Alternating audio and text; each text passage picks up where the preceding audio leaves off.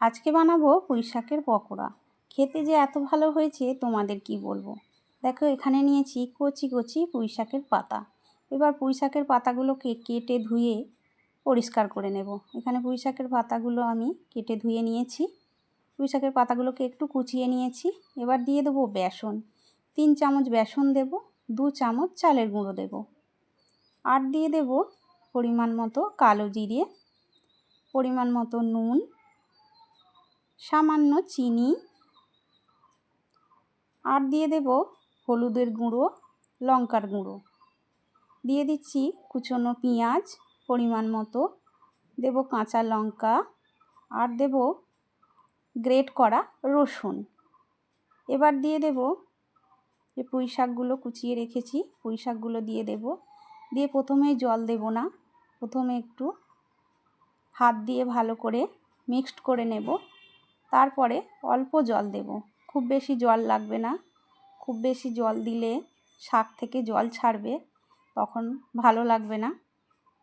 পরিমাণে জলটা খুবই কম দিতে হবে। শাক থেকে তো এমনিতেই জল ছাড়বে। দেখো আমার কিন্তু মাখানো হয়ে গিয়েছে।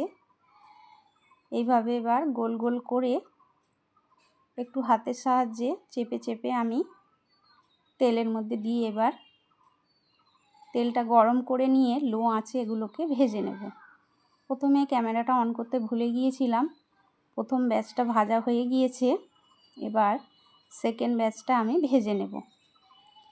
চালের গুঁড়োটা একটু বেশি করে দেবে, দেখবে খেতে বেশ ভালো লাগবে, মুচমুচে হবে, খুবই টেস্টি লেগেছে, খুবই ভালো লেগেছে খেতে।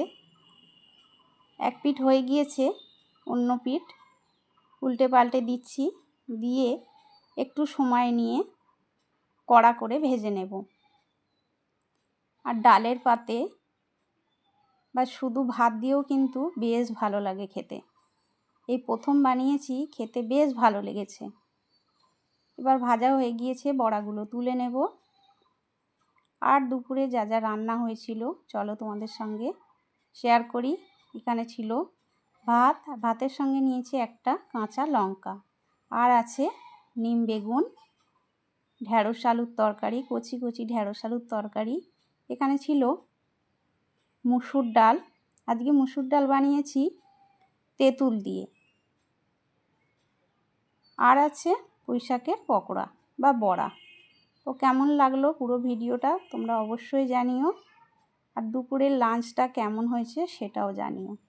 সবাইকে ভিডিওটা দেখার জন্য অসংখ্য অসংখ্য ধন্যবাদ।